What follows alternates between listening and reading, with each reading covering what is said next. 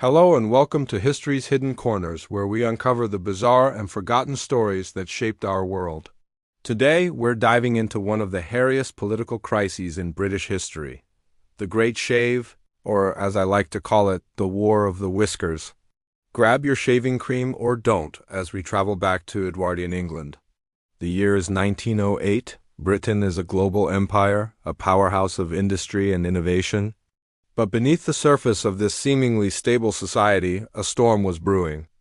Not a war, not a revolution, but a crisis that threatened to unravel the fabric of law and order. And it all started with facial hair. Picture the quintessential British Bobby from that era. What do you see? A tall, imposing figure in a custodian helmet, a smart uniform, and almost certainly a magnificent mustache. This wasn't just a fashion statement. It was a symbol of authority, maturity, and masculine pride.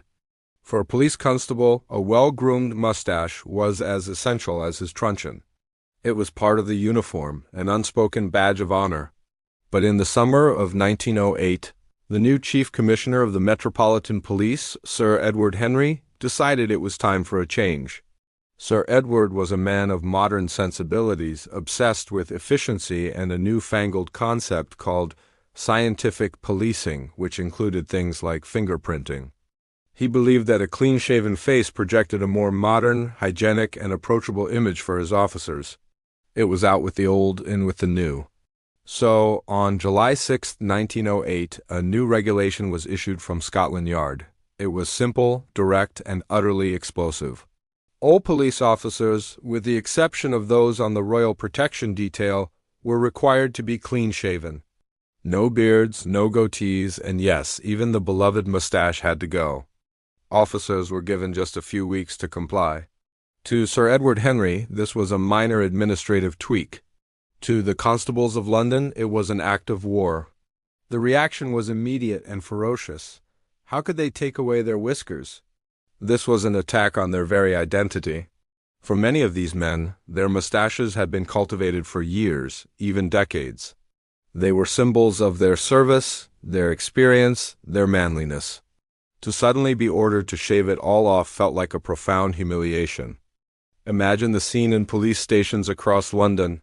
Men who had faced down riots and chased criminals through dark alleyways were now staring at their reflections, razor in hand, contemplating an act they considered a deep personal violation. This wasn't just about hair, it was about dignity. The constables didn't take it lying down, they organized. Secret meetings were held in pubs and back rooms. Petitions were drafted and circulated, gathering thousands of signatures from furious officers. They argued that the order was arbitrary, unnecessary, and deeply insulting. They weren't just police officers. They were men, and they had a right to their own faces. The press, always eager for a good story, jumped on the controversy with glee. Newspapers that usually reported on international diplomacy and parliamentary debates were suddenly running front-page headlines like The Great Shave Rebellion and War on the Whiskers. Tabloids published cartoons depicting a tyrannical Sir Edward Henry wielding a giant razor, chasing terrified, mustachioed bobbies down the street. Public sympathy was squarely with the police. The British people loved their mustachioed constables. They were a familiar, comforting sight on the city's streets. A clean-shaven police force just seemed wrong, un-British even. The issue quickly escalated from a simple workplace dispute into a full-blown political crisis. The matter was raised in the House of Commons. Members of Parliament, many sporting impressive facial hair themselves, stood up to decry the order. They debated whether forcing a man to shave violated his fundamental moral liberty. Was the state overreaching its authority by dictating what a man could or could not grow on his own face? It sounds absurd to us now, but at the time, it was a serious debate about personal freedom and the limits of government power. The Home Secretary, Herbert Gladstone, found himself in an impossible position. He was caught between his police commissioner, who refused to back down, and a growing wave of public and political outrage. The government was starting to look ridiculous. The entire nation was talking about mustaches while more serious matters of state were being ignored. The tension reached its peak a few weeks after the order was issued. The deadline to shave was looming, and thousands of officers were openly defying it, daring the commissioner to fire them all. The city was on the edge of a police strike, an unthinkable prospect that would leave London completely vulnerable. And then came the moment that turned the tide. A young, charismatic constable named Thomas Jarrett, who had become a reluctant leader of the rebellion, was invited to speak on a live radio broadcast.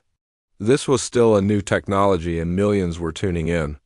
On the air, with the nation listening, Constable Jarrett gave an impassioned speech. He spoke of his pride in being a police officer, his dedication to serving the public, and his deep sense of betrayal. He ended his speech with a dramatic flourish. He announced his resignation, effective immediately, rather than submit to the indignity of shaving. And then he delivered the line that would become the rallying cry for the entire movement. With his voice cracking with emotion, he declared, "A man is his own. His face is his own. And I say here and now, a man without a mustache is half undone." That was it. The public response was overwhelming. Letters of support flooded into the radio station and newspapers. People took to the streets in solidarity, some even wearing fake mustaches. The government knew it had lost. The pressure was unbearable. Within 48 hours, the Home Secretary intervened. Sir Edward Henry was quietly persuaded to see the error of his ways. The infamous shaving order was officially revoked. A memo was sent out stating that while a neat and tidy appearance was expected, the matter of facial hair was once again a matter of personal discretion. A collective sigh of relief, and perhaps a triumphant stroking of whiskers, was felt across the police stations of London. The war of the whiskers was over. The razors were put away, and the magnificent mustaches of the Metropolitan Police were saved. Constable Thomas Jarrett was hailed as a hero and was immediately reinstated, his mustache more glorious than ever. It's a strange and amusing footnote in history, but it tells us something important. It shows how symbols, even something as seemingly trivial as facial hair, can become powerful expressions of identity and pride. It's a reminder that sometimes the biggest battles are fought over the smallest things, and that even the most powerful authorities can be brought to heel by the collective will of ordinary people standing up for what they believe in. Even if what they believe in is the inalienable right to a good stiff upper lip covering mustache. So next time you see an old photograph of a stern-looking Edwardian policeman, remember the great battle he and his comrades fought and won.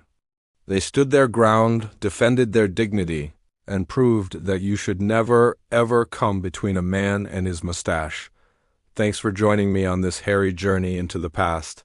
If you enjoyed this story, don't forget to hit that like button, subscribe to History's Hidden Corners, and ring the bell so you don't miss our next dive into the forgotten tales of history. Until next time, stay curious.